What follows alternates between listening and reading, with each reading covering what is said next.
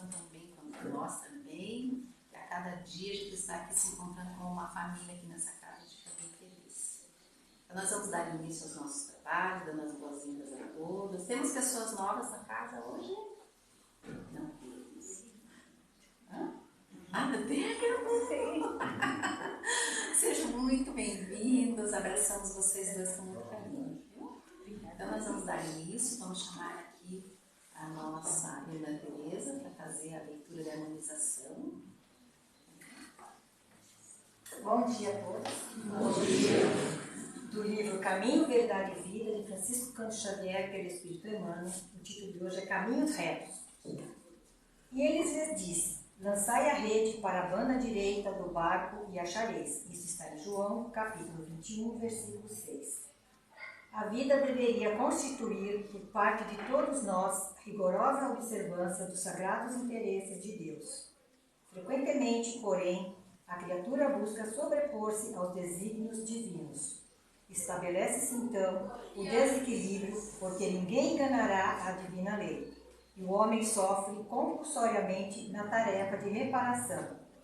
Alguns companheiros desesperam-se no bom combate pela perfeição própria e lançam-se num verdadeiro inferno de sombras interiores. Queixam-se do destino, acusam a sabedoria criadora, gesticulam nos abismos da maldade, esquecendo o capricho e a imprevidência que os fizeram cair. Jesus, no entanto, há quase 20 séculos, exclamou: lançai a rede para a banda direita do barco e achareis. Figuradamente, o espírito humano é um pescador dos valores evolutivos na escola regeneradora da Terra. A posição de cada qual é o barco. Em cada novo dia, o homem se levanta com a sua rede de interesses. Estaremos lançando a nossa rede para a banda direita? Fundam-se nossos pensamentos e atos sobre a verdadeira justiça? Convém consultar a vida interior em esforço diário, porque o Cristo, nesse ensinamento, recomendava de modo geral aos seus discípulos: dedicai vossa atenção aos caminhos retos que acharei necessário. E agora a nossa irmãzinha vai fazer a prece com nós. Bom dia a todos. Bom dia.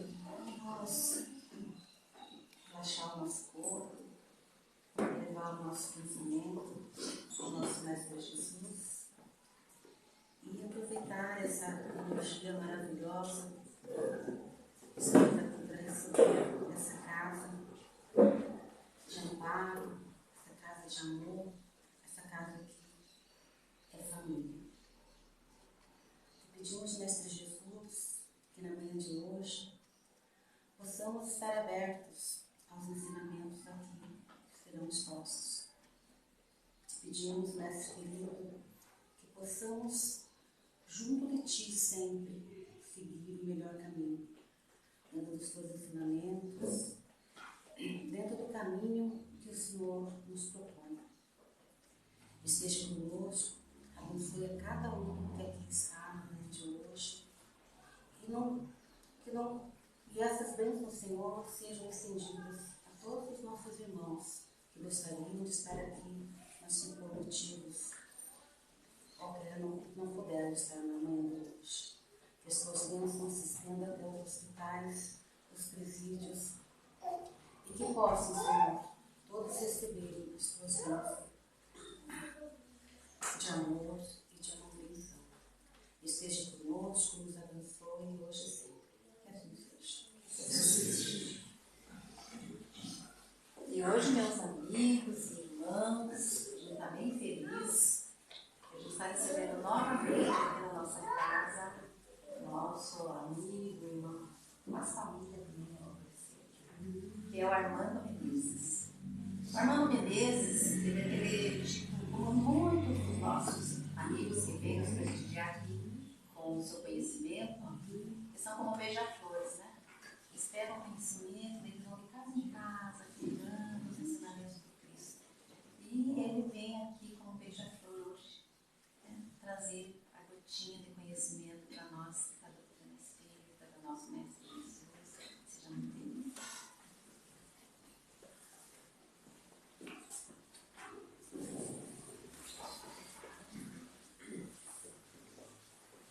depois de ouvir esse bom dia caloroso que vocês já deram 2 vezes, só tenho uma coisa a dizer para vocês. Eu também quero. Bom dia! Bom dia! Existe algum bom dia mais caloroso do que esse? É o bom dia mais caloroso de todas as casas espíritas que nós já fomos. É aqui do Sena. Por isso é uma alegria muito grande estar sempre aqui. Obrigado pelo convite mais uma vez. Voltaremos sempre, porque é uma alegria intraduzível estar aqui com vocês. E por falar estar aqui com vocês, algumas perguntas. Vocês trouxeram a rede de vocês? Que o Emmanuel falou da rede. Trouxeram a rede? Alguém trouxe a rede? Para que lado vocês vão jogar a rede de vocês? Lembra da mensagem? Ele disse que nós jogarmos a rede para um lado. Aliás, se nós formos lembrar da nossa terra natal, Belém do Pará, e alguém ouvir falar lá de rede, vai dizer, meu Deus, a rede, onde que é? Vou tirar uma cesta. Porque para nós lá a rede é de dormir, né? Apesar de tão grande o rio Amazonas lá, na pescaria lá ser tão frequente, tão grande, tão abençoada, mas lá quando a gente fala de rede, a gente pensa em rede de dormir, de deitar, de balançar. É tão bom. Quem aqui já deitou numa rede? É bom demais, né? É essa rede que nós precisamos trazer aqui para a Terra? É só com ela, apesar de ser necessário e abençoado o momento de descanso do nosso corpo físico, mas é só essa rede, a de dormir, de nos balançarmos, de descansarmos, que nós precisamos trabalhar aqui na Terra? Como são essas escolhas que nós fazemos para, tendo a consciência de que nós precisamos agir como esses pescadores, não apenas do alimento do corpo físico, mas como quando Jesus propõe a Pedro transformá-lo não mais apenas num pescador do pão do corpo, dos peixes, mas em pescadores de almas. Quais são os nossos critérios para cuidar das nossas redes? Para confeccionar as nossas redes? Quais são os nossos critérios para lançar as nossas redes? Que lado nós escolhemos lançar as nossas redes? Que proposta nos oferece? Como nos diz Emmanuel, lançai a rede do lado direito. Que propostas nós ouvimos da sociedade para escolhermos de que lado vamos lançar as nossas redes? Porque seremos um dia cobrados. Porque nos disse Jesus, o nosso Mestre, o Senhor é como um homem que precisou viajar. Então chamou dos seus servos e lhes entregou os seus bens. E chamando do primeiro servo, lhe entregou 5 talentos. Chamou do segundo e entregou 2 talentos. E do terceiro entregou 1 talento e imediatamente se foi. Aquele que recebeu 5 talentos, imediatamente foi trabalhar para multiplicar esses talentos. E conseguiu mais 5 talentos. Aquele que havia recebido 2 talentos, também foi multiplicar os talentos e conseguiu mais outros 2 talentos. Mas aquele que havia recebido 1 talento, cavou um buraco, nos disse Jesus, na terra, e enterrou aquele talento.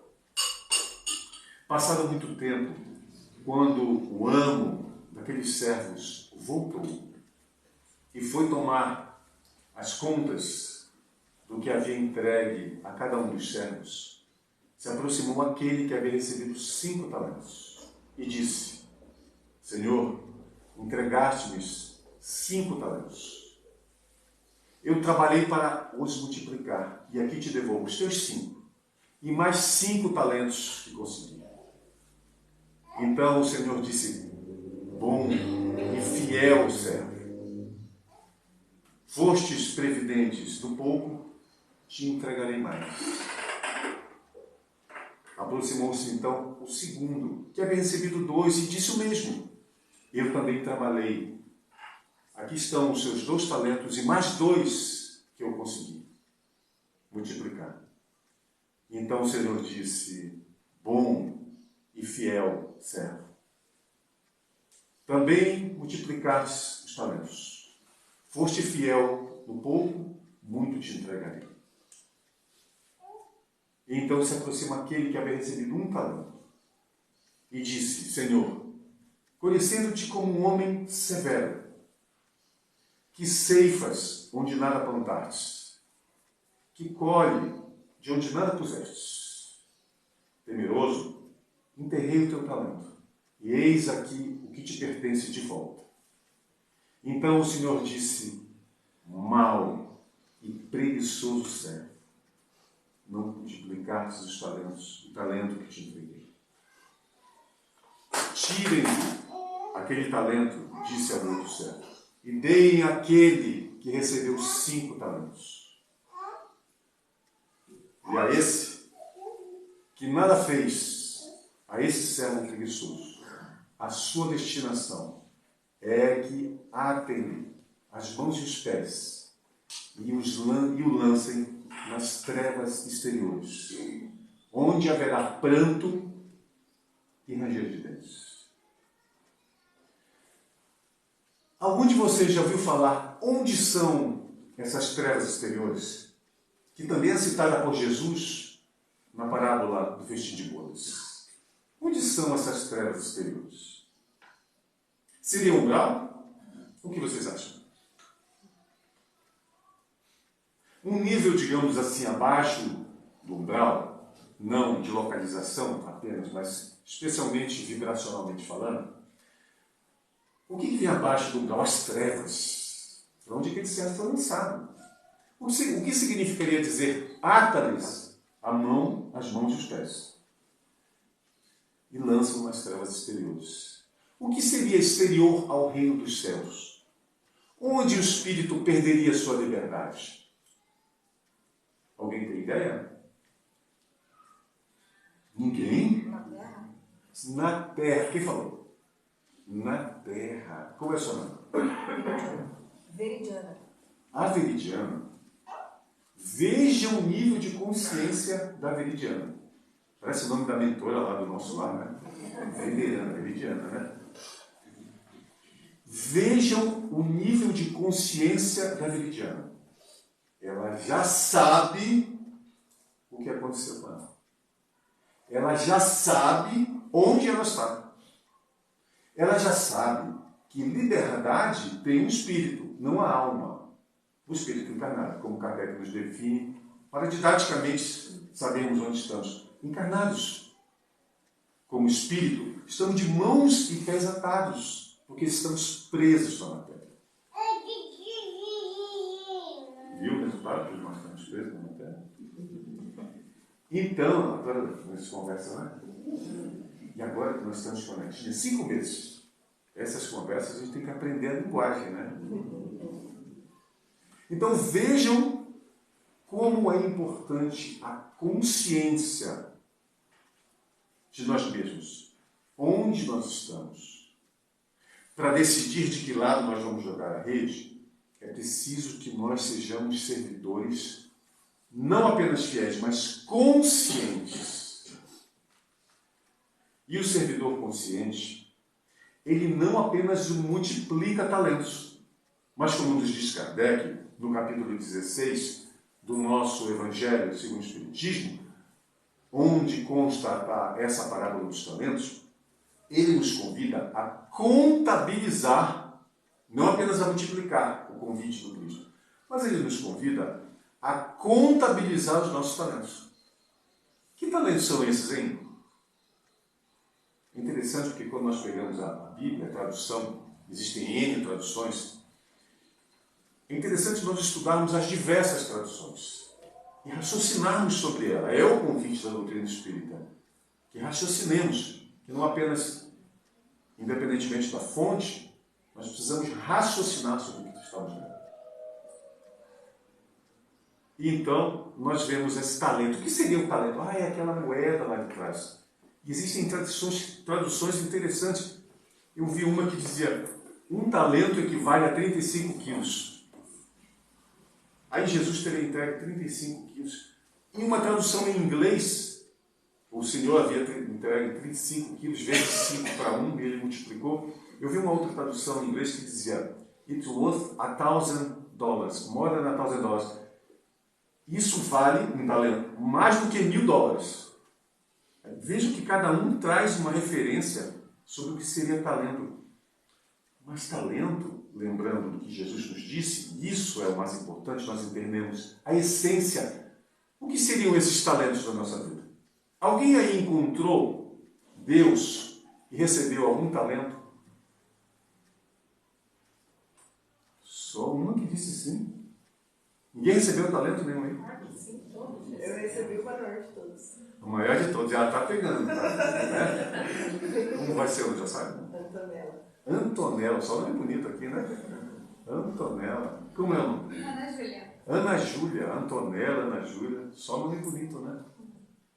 Você está recebendo o mais lindo de todos os talentos, né? E o que você vai fazer com esse talento? Vou cuidar, amar, assim como o Senhor foi perdido. Gente, vamos enumerar os nossos talentos? Só os mais importantes.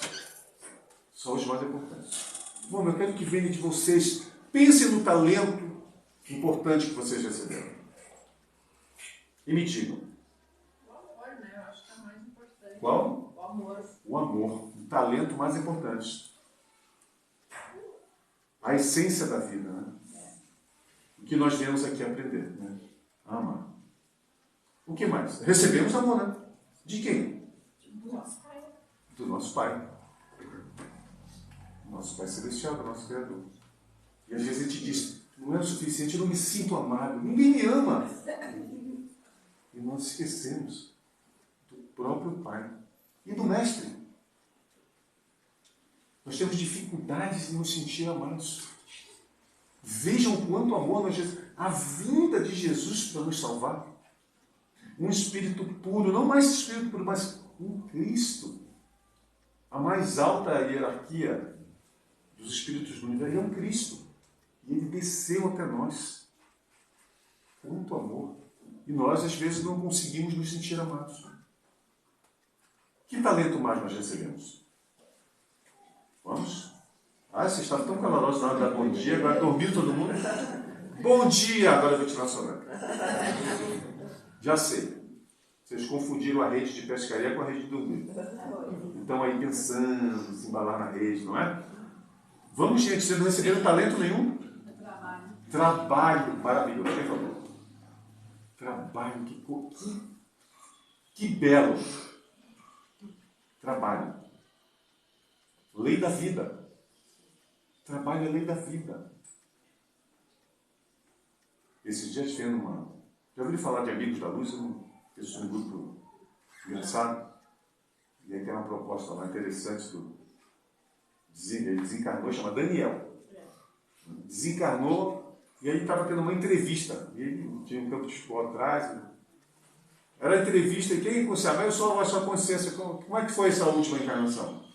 Aí ele começou a tentar enrolar, eu tive que descansar um pouco, porque estava muito cansado. Cansado de quê? Não, é que... O que você fez?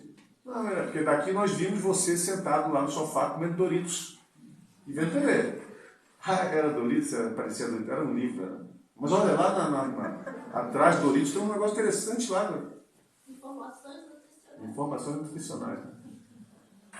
Ele passou a vida e aí quem conversava com ele é a consciência. Onde o trabalho para o pão do corpo?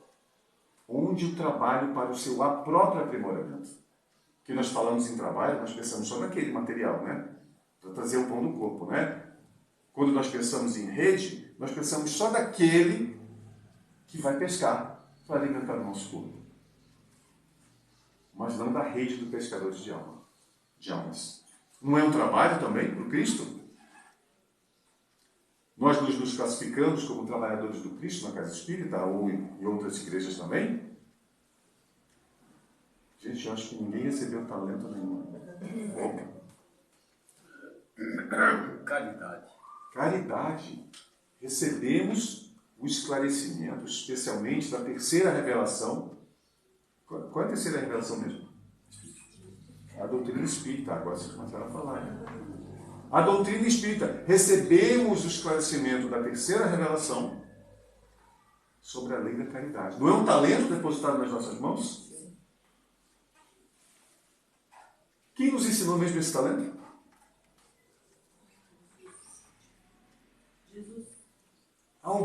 Jesus. Alguém aí recebeu por acaso um talentinho assim pequenininho chamado doutrina espírita? Ninguém? Sim. Eu recebi. Agora sim, né? Isso foi igual Bom Dia. Eu recebi para acordar todo mundo. Né? Eu acho que esse bom dia que vocês me dão, ele é sonífero. Ele dá um bom dia, depois o pessoal dá uma dormidinha, né? A doutrina espírita nas nossas vidas.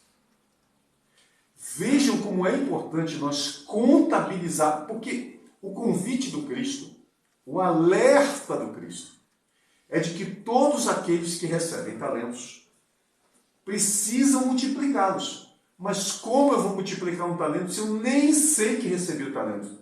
Se eu não contabilizei o talento? Eu não consigo multiplicar. Porque eu nem percebo que recebi esse talento. E vejam que ninguém falou, até agora, recebemos o talento da doutrina espírita nas nossas vidas. O que eu vou fazer com esse talento? Eu preciso olhar para o talento como um contador, eu preciso contabilizar. E eu olho para o talento e digo, que talento é esse? Eu olho, identifico, reconheço de forma consciente, daí eu vou multiplicar os talentos que nós recebemos. O que é a doutrina espírita? Como definiríamos? Qual é o papel da doutrina espírita na Terra? O que nos diz os espíritos? O que nos diz o Pentateuco kardeciano? O que nos diz o nosso egrégio codificador? O que é a doutrina espírita? E só de nós passarmos pelos 5 princípios básicos da doutrina espírita, nós podemos entender o tamanho do talento que nós recebemos. E a quantidade de talento. Estaríamos nós em recebendo a doutrina espírita, recebendo 1 ou 5 talentos? O que vocês acham? 5 talentos. 5 talentos. 5? Aliás, quais são os 5 princípios básicos da doutrina espírita? Existência de Deus, imortalidade da alma, pluralidade das existências que nos é fornecida pelos espíritos através da comunicabilidade dos espíritos e pluralidade. Parecida está dando cola para você. É a esposa. Pluralidade dos mundos habitados. Gente, as outras religiões também acreditam em Deus? Religiões. Sim. Não é imortalidade da alma? Sim. Algumas, né? Algumas, né? Pluralidade das existências? Lei da reencarnação? Não. Olha como nós somos, né? 2/3 da humanidade terrestre é reencarnacionista. Só a Índia são reencarnacionistas. Só reencarnacionistas. 2/3 da humanidade terrena. E nós pensamos que não é só esse negócio desse espírito, é esse pessoal do demônio aí, que acredita na reencarnação. É? Não.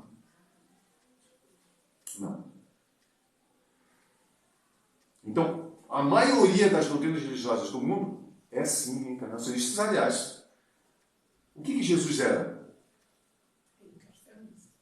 Judeu. Sim, era. E judeu é o quê? Eles acreditam. Reencarnacionista. Como é que Jesus ia dizer que não existia reencarnação? Se ele era judeu. Então Jesus também vive nos últimos. E a comunicabilidade dos espíritos? Além da doutrina espírita, que outra religião acredita? Oi? Tem os budistas. Todos. Como é que eu vou receber de Deus alguma coisa se eu for cego, mediunicamente falando? O que Moisés recebeu de quem? Como nos disse Chico Xavier, num Pinga-Fogo de 1971, não teria sido, ele teve um diálogo com o padre, com o pastor. Então, quando ele foi perguntado sobre a impossibilidade, ele foi falar da proibição, né, da comunicabilidade dos espíritos, constando no Antigo Testamento, ele disse, não teria recebido Moisés o decálogo, os 10 mandamentos, por via mediúnica? Nós não vemos em todas as religiões dizer-se, eu vi a aparição de tal santo. Eu tive uma visão, eu conversei com Deus. Eu tive uma revelação de quem, se nós não somos médicos? Se isso não pode? Então, as doutrinas religiosas, elas dizem, não existe mediunidade, não existe comunicabilidade dos espíritos, mas a todo momento tive uma visão. De quem? Tive uma revelação. De quem? Então, mas a comunicabilidade com os espíritos é sim presente em todas as doutrinas religiosas, embora eles neguem. E a comunicabilidade?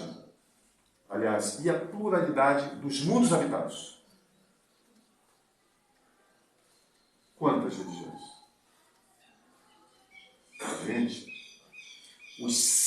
essa característica da doutrina espírita, esse princípio básico, ele é absolutamente transformador. Aliás, a terceira revelação, sem proselitismo, é a doutrina espírita absolutamente transformadora. Os princípios básicos da doutrina espírita, quando forem permeados, quando permearem de forma mais clara as outras religiões, elas terão consequências morais para a humanidade inimagináveis. Inimagináveis. As consequências morais para a evolução do nosso planeta, quando as outras religiões se permitirem permear por esses princípios básicos da doutrina espírita, nós entenderemos que não é a doutrina espírita necessariamente que precisará se espalhar pelo mundo para que a Terra se transforme realmente em um mundo de regeneração, mas os seus princípios básicos. E isso já está acontecendo. Isso já está acontecendo. Doutrinas que apresentavam um Deus vingativo, cruel, que diante de um suicídio, por exemplo, revelavam que esse que se suicidou, que tirou a própria vida, arderia no fogo do inferno para toda a eternidade, já revê os seus conceitos. Porque se aquela mãe que perdeu esse filho, essa filha, devolvendo aos mãos do Criador, ou pensando no próprio filho, gostaria que ele ou ela fosse devolvido às mãos do Criador, pelas vias do suicídio, segundo algumas doutrinas, ele arderia no fogo do inferno pela eternidade. Mas que Deus é esse? Como uma mãe pode amar um Deus que condena o próprio filho ao suplício eterno? Então vem a doutrina espírita e nos apresenta não mais o Deus das penas eternas, mas o Deus das oportunidades eternas, que nos oferece pela lei da reencarnação quantas oportunidades forem necessárias para que nós alcancemos a nossa própria redenção. É o Deus do amor. Vejam as consequências morais dos princípios básicos da doutrina espírita, quando nós pensamos no que Deus, no que Jesus disse sobre a pluralidade dos mundos habitados. Há muitas moradas na casa do meu Pai. Vejam a consequência moral disso nas nossas vidas, de nós imaginarmos: Pai, obrigado por nos ter dado Moisés, Jesus, a doutrina espírita, porque agora eu sei que se eu for fiel, se eu beber do sangue do Cristo, se eu comer da sua carne, se eu for fiel aos seus ensinamentos, eu habitarei em mundos superiores. Eu não serei mais jogado às trevas exteriores ao plano espiritual. Eu, não encarnado, estarei mais preso com os meus braços e os meus pés, como servo infiel. Eu estarei livre. E viverei em mundos adiantados, muito mais adiantados e imateriais, onde não haverá prantos e ranger de dentes. Vejam a consequência moral da doutrina espírita na humanidade. Teria feito o Pai os bilhões ou trilhões de galáxias, cada uma com seus bilhões e trilhões de estrelas, e cada uma delas com suas centenas, milhares de planetas. Todas essas moradas para ninguém.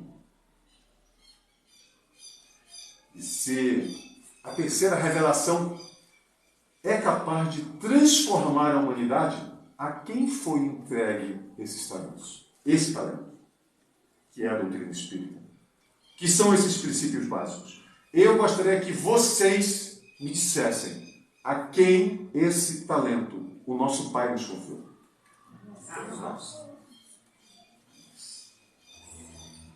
A cada um de vocês, os que estão e os que já estão chegando. A cada um de nós foi entregue essa responsabilidade. O que nós estamos fazendo com esse talento que o Pai nos entregou, da mão? Que tipo de servos somos nós? O que é que nós estamos fazendo com a doutrina espírita? O Pai nos entregou esse talento, que é a doutrina espírita, transformadora da humanidade nos seus princípios básicos, sem proselitismo, como dissemos, porque existem espíritos muito mais iluminados que nós em outras doutrinas religiosas, que serão salvos, que se salvarão antes de nós em outras doutrinas religiosas. Mas nós sabemos que são os princípios básicos das doutrinas espíritas, é que transformarão o nosso planeta, e ele entregou na mão de quem? De cada um de nós. De cada um de nós. E o que é que estamos fazendo? Nós pensamos que escolhemos ser espíritas, não é? Aí eu escolhi ser espírita. Eu gostei daquela doutrina. Nossa, fala tudo que eu sempre quis entender. Onde está a justiça de Deus em ver uma criança nascer com um problema físico, mental? O que o meu filho fez, a minha filha, para merecer isso?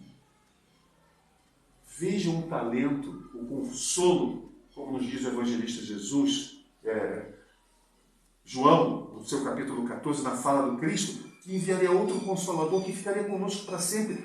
Vejam o tamanho do talento que nós recebemos. E nós pensamos que nós escolhemos ser espíritas. Não, nós fomos escolhidos. Nós aqui presentes espíritas, nós fomos escolhidos. Já ouviram falar que é assim que nascem os torcedores do Botafogo?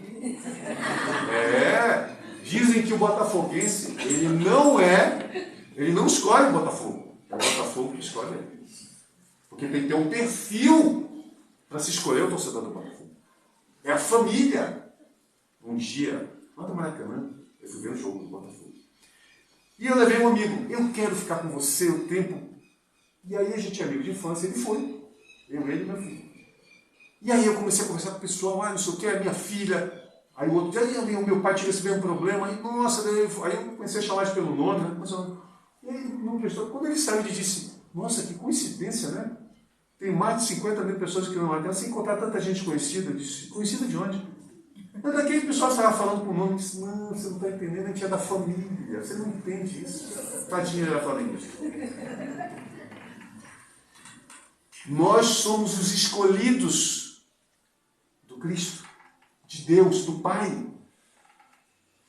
Erasto, discípulo de Paulo, numa mensagem do nosso Evangelho segundo o Espiritismo, no capítulo Trabalhadores da Última Hora, tem uma fala que nos revela exatamente isso. Erasto nos diz: vós, verdadeiros espíritas, vós sois os eleitos de Deus. Verdadeiros espíritas, vós sois os eleitos de Deus. Ide e pregai a palavra do Senhor. É chegado o momento, completa Erasto, é chegado o momento em que deveis sacrificar todos os vossos hábitos, o vosso trabalho e as vossas futilidades para a propagação do Espiritismo. Gente, vocês não escolheram, nós não escolhemos sermos espíritas. Nós somos os eleitos do Pai. Nós fomos escolhidos. O verdadeiro espírita foi escolhido. Ah, mas eu não sou o verdadeiro espírita. Eu estou tentando ser, sabe aquela conversa? Eu estou tentando ser espírita. Reconhece-se o verdadeiro espírita pelos esforços que faz pela sua transformação, para domar as suas más inclinações. Espírita perfeito? Nem estaremos encarnados. O verdadeiro espírito é reconhecido pelo esforço que faça para domar suas más inclinações. Esse é o eleito do Pai. E vejam, eu devo sacrificar os meus hábitos, tipo, ficar em casa no sofá, comendo Doritos e lendo. Eu devo sacrificar o meu hábito das minhas paixões. Eu devo sacrificar até o meu trabalho. Como o bom moço que chegou ao Cristo, o que devo fazer para entrar no reino do céu? Larga, vende tudo e segue-me. Vamos largar os nossos empregos e passar a morar aqui na casa espírita, aqui no centro? Não. Olha o pé da letra. Mas é preciso sacrificar aquelas horas extras de trabalho para eu ter mais isso, mais aquilo.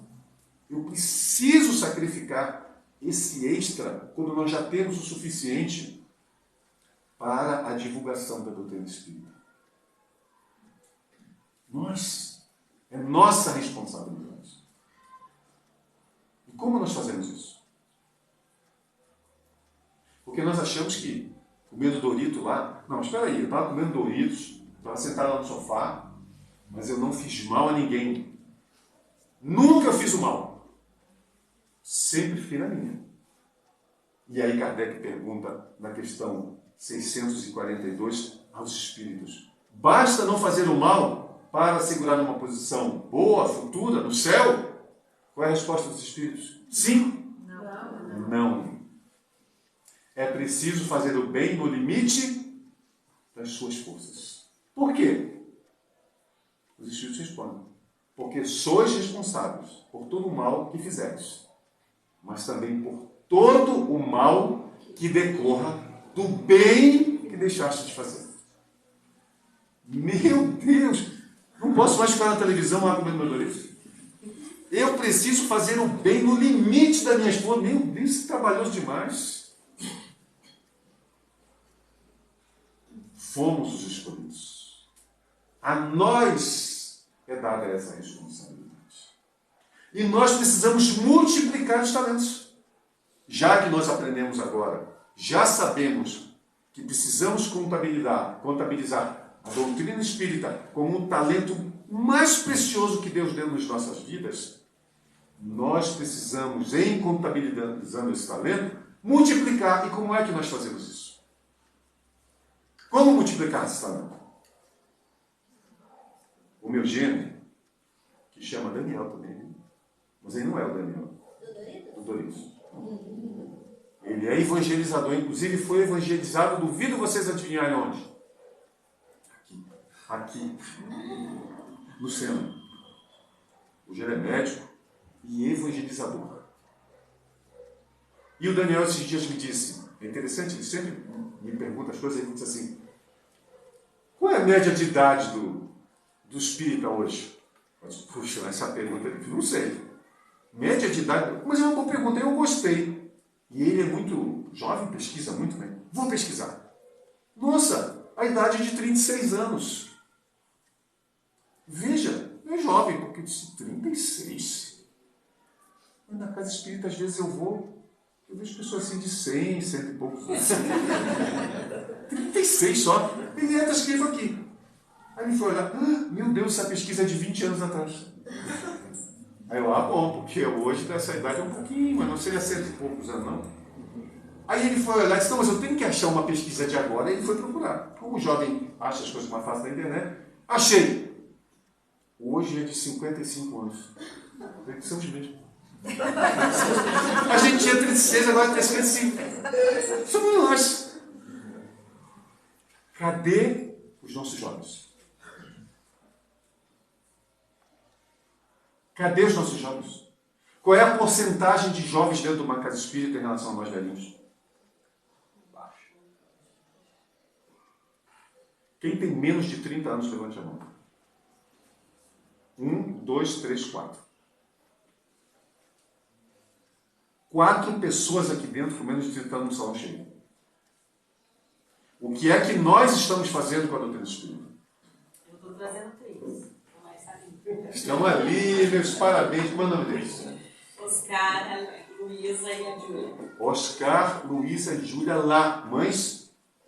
O Heitor tá lá. Olha, o outro fica lá, o Heitor. Na evangelização. E o Vicente Já criei 2 na Vicente. doutrina. Já criou 2 na doutrina. Netos. Netos? Isso é multiplicar também. Eles iam com 2 anos para a doutrina. 2 anos. Já levei muitos amigos. Muitos anos. Isso é multiplicar. Isso é multiplicar. E como é que a gente faz isso? Como é que mas eu até levava para evangelização, mas de repente eles não quiseram mais ir. Tem mais um que eu ainda vou trazer. Olha lá a firmeza. Eu vou trazer. E é simples, gente. Para a gente trazer alguém para evangelização, uma criança, é simples. Quem tem cachorrinho aí? Todo mundo, né? A gente pega o cachorrinho, como quer para passear, põe na coleira e vai puxando o bichinho, não é assim? Faz o mesmo com as crianças. Põe na coleira nelas e puxa pelo pescoço, aí vem. É assim que a gente faz? Não. Dá certo isso, gente? Não dá certo. Então ele diz assim, não quero ir para a evangelização. Aí a gente diz assim, tá bom, então não vai. Eu bem insisti, mas ele não quer ir agora, eu até ia quando era meu irmão, mas agora está ficando rebelde, adolescente, a gente chama eles de aborrecente, né? Não são adolescentes. Nós fomos adolescentes. Mas a gente não se chamava de aborrecente. A gente dizia que era justo as nossas causas, né? Mas agora a gente quer chamar o jovem de aborrecente. Aí, não aguento mais, vai lá, mas eu vou lá no caso espírita. Aí não quer ir. Mas se ele disser assim, não vou mais para a escola, aí o que a gente vai dizer? É negociável isso? Não. Nunca. Não, senhor. Na escola você vai. Exemplo de agora, minha menina tem um aniversário agora, 11h30. Daí ela falou, mãe, hoje eu não vou, porque eu tenho que me arrumar. Eu falei, então você também não vai poder ir na festinha, né? Porque se não dá tempo. Não dá tempo de ir na casa espírita, porque você tem que se arrumar. Na festinha, né? Se arrume antes. Porque vai dar tempo dela correu tomar banho. Correu tomar banho, se arrumou, já veio para a casa espírita toda arrumada. Perfeito, mãe. Inegociável. Mas o jovem, ele vira tudo. E por que ele vai embora? Por que só tem 4 pessoas aqui? Onde é que nós estamos errando? Porque nós que estamos aqui até pensamos, mas eu dou o exemplo, eu vou na casa espírita. Pronto, ele que não quer ir, eu estou dando o exemplo. Vir à casa espírita é importantíssimo, porque se nós pensarmos que a gente vai largar eles aqui na rua, pega o carro, vai para casa, para comer Doritos, depois volta para vir buscar, isso é exemplo? Eu estou levando ele. Isso é exemplo? Não, nós temos que estar aqui. Começa por aí. Mas é só isso? Gente, ontem à noite, eu queria contar a história para vocês. Ontem à noite foi um dos dias mais alegres da minha vida. Porque a minha irmã, a minha amada irmã, uma das minhas amadas irmãs, ela casou com um marido, que nós temos como irmão, porque nem todos os irmãos são consanguíneos, né? mas da ferramenta espiritual, né? A gente, essa união que acontece, nossa família vai aumentando, não necessariamente, mas o amor que a gente nutre pelas pessoas que estão próximas é igual ao que tem pelo irmão consanguíneo. E ela casou, ele é católico. Mas eu nunca o vi indo à igreja. E eles têm um filho. Quer dizer, eles têm 3 filhos, mas 2 são peludos. Só um que é homem. E esse filho que não é peludo, ele nunca ia nem à igreja católica, nem ao centro espírita. Porque a minha irmã é espírita. Isso me preocupava e me entristecia muito. Pelos 2. E eu passei décadas orando, pedindo a Jesus que eles encontrassem, seja na igreja evangélica, na católica, na budista, uma motivação para ir para a igreja, na espírita. Aí um dia um amigo veio, nosso conterrâneo, lá de Belém, um amigo nosso médico, por sinal. Esse meu cunhado é médico também. E ele resolveu convidar o meu cunhado para ir numa igreja. Então eu vou com você. E o meu cunhado ficou encantado com a igreja. Esse amigo veio para ver aquele padre Reginaldo, né? Reginaldo Gonçalves. E o amigo ficou triste porque não estava nessa semana. Mas o meu cunhado ficou feliz de ter ido à igreja. Nossa, que isso é bonito. E resolveu, eu vou lá nessa igreja de novo. Quando ele chegou lá, o padre estava lá. Reginaldo Gonçalves. Aí o meu cunhado mandou, onde eu estou e olha quem está aqui. Ele disse, eu errei de novo. Aí lá veio um homem de lá de Belém para me encontrar com o padre. Chegou lá, não estava de novo. E aí, o meu cunhado começou, se tocou com uma missa muito bonita.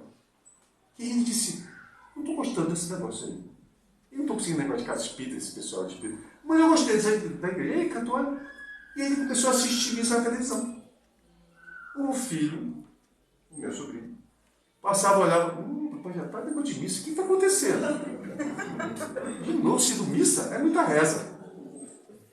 E aí, a minha irmã chegou, meu filho, nós passamos décadas pedindo a Deus que ele se aproximasse de Deus. Agora ele está se aproximando, você fica aí. É mesmo, né? E viu que o pai não via mais aquelas coisas de violência, né? Porque a gente liga a televisão, não sabe filtrar, né? Ou a internet, né? E fica vendo coisa ruim, violência, mentira. Não, peraí. E ele trocou. Vocês não estão vendo que o pai agora não está vendo coisa ruim? É mesmo, né? E viu que o pai começou a se modificar. O comportamento dele começou a mudar. Isso era nítido. Eu também comecei a perceber isso. É muito claro isso. A aura dele, especialmente quem tem certa mediunidade, a gente percebe quem são os espíritos do acompanhamento. E ele começou a andar bem acompanhado. E aquilo começou a fazer bem para ele. E o meu cara me dizia, eu estou caminhando para o trabalho e, nossa, leve meu trabalho, está sendo, os dias mudaram. E aí o filho vendo aquilo disse, eu vou lá com você nessa igreja. Porque eles receberam a bênção, um talento de um filho, a esposa está grávida do meu sobrinho. Quem sabe nós encontrar um padre lá, mas pode abençoar, né? E eles iam viajar, morar numa ilha chamada Malta, lá na Europa, né? A trabalho, meu sobrinho. Vamos lá, quem sabe a gente não consegue. Chegaram lá, que era o padre? Ele. O amigo veio do Belém 2 vezes, não conseguiu. Ele, a primeira vez que foi, eu vou lá, meu pai está fazendo bem para ele, eu vou lá. Quando ele chegou lá, era o padre. Como é que eu faço? Aí o meu cunhado, será que a gente não consegue que o padre abençoe vocês, a criança, de vocês viajarem? Aí o pessoal lá, os ministros, não, é muito difícil, o padre está ocupado. Muita gente quer falar com ele, porque é uma pessoa muito querida, né? Muita gente quer falar com ele, é quase impossível. Mas olha, vem aqui, levante a placa, ajude a gente na mão. Aí o meu filho, puxa, que honra, né? Foi ajudado nisso. Só que a gente distribui umas senhas para sortear uma cesta de pães e uma Bíblia no final da missa. A igreja é lotadíssima, a igreja é grande. Eis que o padre levanta e diz assim, número, qual é o número mesmo? 21. Aí o meu sobrinho olhou assustado, meu Deus, meu. Ele levantou tão emocionado que esqueceu até de convidar a esposa para abençoar o filho. Foi embora sozinho. E a missa estava sendo transmitida ao vivo para o Brasil inteiro, aliás, para o mundo. No YouTube. O que aconteceu? Ele foi receber a cesta das mãos. Toca o telefone. O amigo de Belém estava vendo. Primeira vez eu fui de Belém para ver o pai. Eles me contaram isso ontem. O meu irmão é irmão também, marido da minha irmã. Eu fiquei emocionadíssimo. E disse para o meu cunhado, é a resposta de Deus às nossas preces. Nisso que eu estou dizendo, meu sobrinho, ontem à noite liga numa chamada de vídeo lá de Malta. 5 horas de diferença, a gente comendo uma pizza. Meu Deus, que horas são aí? Sei lá, 2, 3 horas da manhã. 3 horas da manhã, eu acho que era lá. E ele ligou para contar que eles foram morar numa casa. E em frente da casa, uma igreja. Coincidência? Na frente da casa, uma igreja. Aqui, domingo, hoje, a missa era em inglês, não em maltês. Então eles iam à igreja. Resposta de Deus. Como foi que esse pai convenceu esse filho a ir para a igreja? Só indo? Ou modificando o comportamento dele? Dando o exemplo do que a igreja estava fazendo no coração dele. Não é assim? É isso, irmãos. Esse é o servidor fiel. Esse é o servidor fiel que nós precisamos ser. Nós precisamos exemplificar, mudar o nosso comportamento. Por isso a doutrina fala tanto em transformação da doutrina, dos nossos corações, à luz do Evangelho de Deus. É importante a nossa vida exemplificar a vinda da casa espírita, mas tão importante quanto é que nós nos transformemos. O importante é que nós mostremos a eles, os nossos tutelados, que não são apenas os nossos filhos, mas os nossos netos, os nossos amigos, os nossos vizinhos, os nossos colegas de trabalho, o que a doutrina espírita pode fazer nas nossas vidas. E nós mostramos isso pelo nosso comportamento diante do mar de Almirante, quando nós navegamos em calmaria, quanto nas tempestades. Qual é a minha resposta emocional diante de uma dificuldade, de uma dor, de uma aflição? O dia em que o nosso filho, o corpo, foi sepultado, no momento em que o caixão descia, em que eu acreditei que não fosse suportar, que iria junto, o meu mentor veio para mim e disse no meu ouvido: o cemitério estava cheio. Ele é uma pessoa muito querida nossa. Então, o meu mentor veio, eu achei que eu ia desmaiar, que as pernas não iam suportar.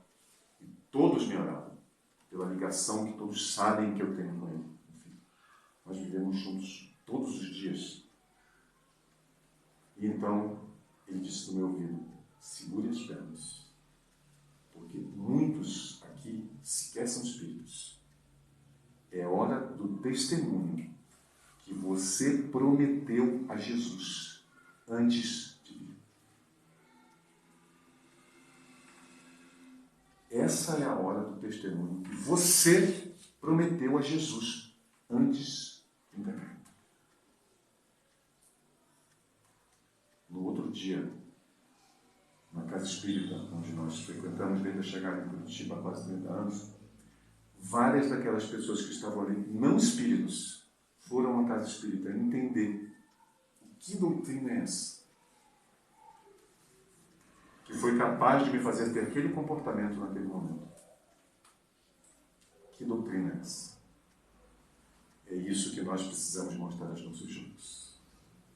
Mas, além do nosso exemplo, para que eles venham à casa espírita e permaneçam, para que na próxima vez que eu pergunte aqui, quantos têm menos de 30 anos, e é mais de 4, muito mais do que isso, levantarem a mão, nós precisamos dar a ele trabalho. Eu não deveria estar aqui. Eu deveria estar tutelando dali sentado um jovem falando com vocês. Porque eles não ficarão se nós a eles não dermos trabalho. Vejam o que foi feito com meu sobrinho na igreja. Você não quer ajudar na missa? Era a primeira vez que ele ia. Entregar a água, mensagens, conversar, recepcionar as pessoas aqui. Onde estão os nossos jovens? Que trabalho nós estamos dando para eles? Porque nós multiplicaremos os talentos, esse talento especial da doutrina espírita, não quando nós viermos aqui trabalhar, mas quando nós tutelarmos o que eles fazem, assim como os nossos superiores nos tutelam. Ou vocês acham que quem está falando aqui sou eu apenas? O meu filho e o nosso superior estão aqui. E ele, o nosso superior, nos tutela o trabalho que nos oferece, como irmãos mais jovens que somos espiritualmente falando. Eu e meu filho. E ele está aqui para tutelar o trabalho que eles nos oferecem, como esse talento precioso nas nossas mãos, que é a doutrina espírita. E nós precisamos dar para os nossos jovens, porque eles, o desafio de evangelizar, ainda que seja grande a criança, é bem mais fácil, bem menos desafiador do que os jovens que indagam, perguntam. A esposa evangelizadora, há mais de 20 anos, esses dias, na casa onde ela evangeliza, na nossa casa espírita, ele olhou para o pulso dela e disse: o que é isso no seu pulso? Ela pensou que tinha machucado alguma coisa. O quê? Esse negócio aí. Ela disse: ué, isso? É. O que é isso? Ela disse: um relógio. E não sabia o que era um relógio. Nunca vi isso. Relógio de pulso. Eles são indagadores. Fazendo um treinamento com um jovem, para que ele se torne evangelizador, agora na sexta-feira à noite, ele abriu o olho esse primeiro dia na sala. Ele abriu o olho desse tamanho, das perguntas que os jovens faziam. Aí ele me olhava assustado, tipo assim: meu Deus, acho que eu vou embora. E a cada pergunta que eles faziam, eu dizia para ele: vamos classificar. Até os jovens ouviram. Isso aqui é uma pergunta que fala sobre o cunho filosófico da doutrina espírita. Olha, essa outra fala do religioso. Essa outra fala do científico. Isso está escrito, então, parte do Pentateuco. Isso aqui em outra parte. E eu disse: meu Deus, eu tenho que estudar tanto. Quando ele saiu, ele disse: o pior não é o que eu tenho que estudar, é o pior o que eu vou fazer com essas perguntas. Pesquise junto. Mas dê trabalho a eles. Peguem esses jovens e peça para eles dar aula para as crianças. Eles prepararem a aula para os menores. Já imaginaram? Não é assim que a gente aprende? Como é que vocês acham que o meu mentor aqui, qual é o instrumento de que ele está se utilizando para o meu aprendizado? Distribuir a vocês o que ele me ensina. Distribuir a vocês o que o meu filho está ensinando. É assim que nós aprendemos. É esse o exemplo. Essa é a multiplicação do talento que nós precisamos fazer. Nós precisamos nos preparar para tutelar os trabalhos, mas exemplificar. Palavras não bastam. Todos sabem ler. Nós que subimos aqui para falar com vocês, nós temos a responsabilidade de dizer: yes, we can. Sim, nós podemos. Eu sigo o Cristo. Eu sirvo a Jesus em tempo integral. Não com palavras, com o pensamento, com o meu coração. Eu sirvo a Jesus. E é essa certeza que o jovem ouve de nós, de que nós somos trabalhadores fiéis, de que nós sabemos jogar a nossa rede para o lado direito e pescar almas, é que os convencerá a também quererem vir para a casa espírita, não como eternos aprendizes, mas para que eles também, um dia, hoje, se sintam pescadores de almas. Sejamos todos, irmãos, trabalhadores fiéis, aqueles que multiplicam os talentos pela frequência, pelo exemplo, pelo amor e pela fidelidade que nós devemos ao Pai, a Jesus, a Kardec, o nosso egrégio codificador, nosso mestre leonês, e a essa doutrina maravilhosa que agora, não na próxima encarnação, agora está salvando as nossas vidas. Que Jesus os acompanhe todos de retorno aos seus lares. E que abençoe no coração de vocês o propósito de voltar a essa casa e de exercitar os ensinamentos do Cristo em cada momento da vida de vocês. Agora, como forma de agradecer ao Cristo, Jesus, por essa oportunidade, eu convido a todos a que fechemos os nossos olhos e que façamos a imagem de Jesus nas nossas frentes, não mais como crucificado, mas como o iluminado. Imaginemos os seus cabelos, os seus olhos, o seu rosto, o seu olhar diante de nós, estendendo para nós as suas mãos marcadas. Não mais apenas para nos falar da imortalidade das nossas almas, pois que já aprendemos que somos imortais, viajores da eternidade, rumo ao encontro com nosso Pai Celestial, para onde todos nós devemos gravitar. Mas enxerguemos nas mãos do Cristo estendidas para nós, Ele nos entregando em nome do Pai esse talento maravilhoso chamado doutrina espírita. Que possamos estender as nossas mãos até as mãos do Cristo, recebendo esse talento, trazendo aos nossos corações essa oportunidade. Ajoelhemos-nos todos nós diante do Senhor, do nosso Salvador, do médico das nossas almas, em profunda gratidão, pois que Ele, nesse momento, nos entrega um medicamento que há de nos libertar de nós mesmos, das nossas sombras e rebeldias, e que possamos, a partir de agora, vivenciar com todas as nossas forças os seus ensinamentos nas nossas vidas, mas especialmente que possamos espalhar desse talento, multiplicando, lançando ao nosso lado direito a rede que Ele nos concede, e que possamos, pelo nosso exemplo, pela vivência do seu Evangelho, trazer aqui para a doutrina espírita as almas que Ele nos confiara ao caminho. Fica conosco, mestre amigo, mestre amado, Salvador, médico de nossas almas, para agora e para todo sempre.